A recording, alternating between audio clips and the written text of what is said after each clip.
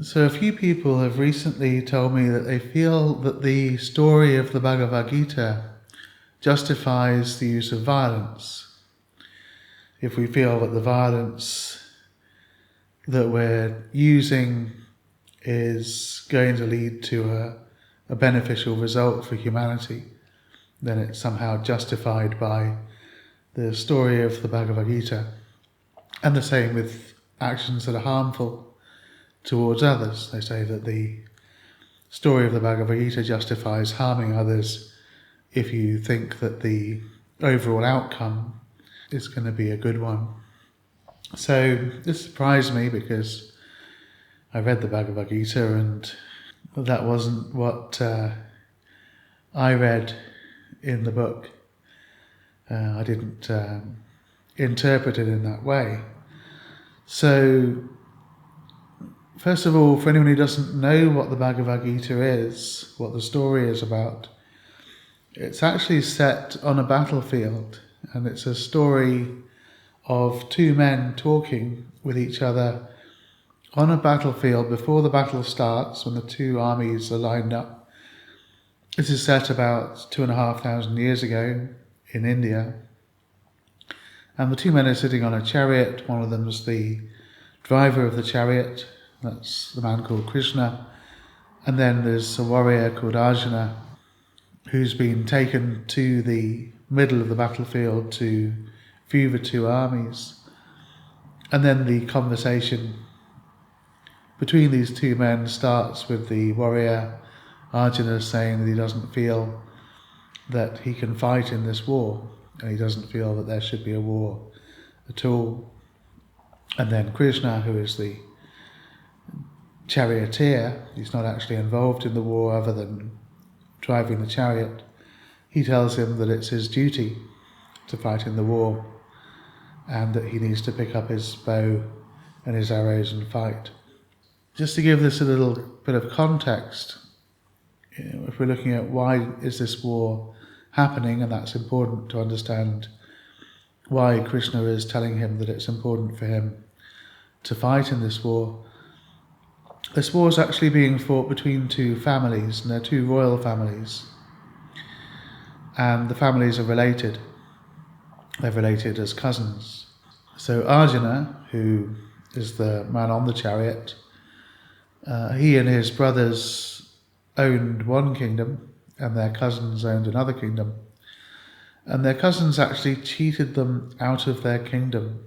They cheated them out of their kingdom in a game of dice. So the game of dice involved gambling, and the dice were loaded, so they were more likely to land on one side than another. But Arjuna obviously didn't know, his brothers didn't know, and so they kept losing. And they did what's called doubling down, where you say, okay, I'll play again, even though I lost, I'll play again, and if I win, then I haven't lost anything, but if I lose, then I'll lose twice as much. And so he was doubling down, he was betting more and more every time he doubled down. And eventually Arjuna and his brothers ended up betting their entire kingdom, and they lost. And they were banished into the forest, they lost their kingdom, and they were banished for many years. Whilst they were in the forest, they learnt about the fact that the dice had been loaded, and so they realised they'd been cheated, and they'd been cheated out of their kingdom. And so they realised they were going to have to fight. They actually asked, first of all, they said, can we have our kingdom back? We know you were cheating. And their cousin said no. And so they realised that they were going to have to fight to win their kingdom back. Now, Krishna is a friend and relation of Arjuna, and he actually went to him to ask his advice. His cousin, who had cheated him out of the kingdom, also went to ask Krishna's advice. And Krishna said, they were going to have to fight the war because something wrong had occurred and that wrong had to be righted. And Krishna ended up agreeing to drive Arjuna's chariot in the war, in the battle. So on the actual battlefield, when the two armies are lined up, the reason that Arjuna decided he didn't want to fight was because obviously that people on the other side are his family. The people he's fighting with are his family, but the people he's fighting against are his own cousins, his own uncles. Even his own spiritual teachers were on the other side. He'd be fighting against them. And he felt like fighting and killing his family was a wrong thing to do. And Krishna says to him, no, it's your duty, you have to fight. So Arjuna is a warrior, he's a kshatriya, a warrior caste. And he's not just a warrior, he's actually the head of, or one of the heads of the army, because he's a prince. And so, as a warrior and as a head of the army, it's his duty to fight in the defence of the kingdom. The kingdom's been stolen, it needs to be recovered, so it's his duty to fight. And Krishna says that. He says, it's your duty, you have to do this thing. So this isn't a story in support of violence, it's a story in support of people having to carry out their duty. The duty of a soldier is to fight in defence of the country or defence of the kingdom.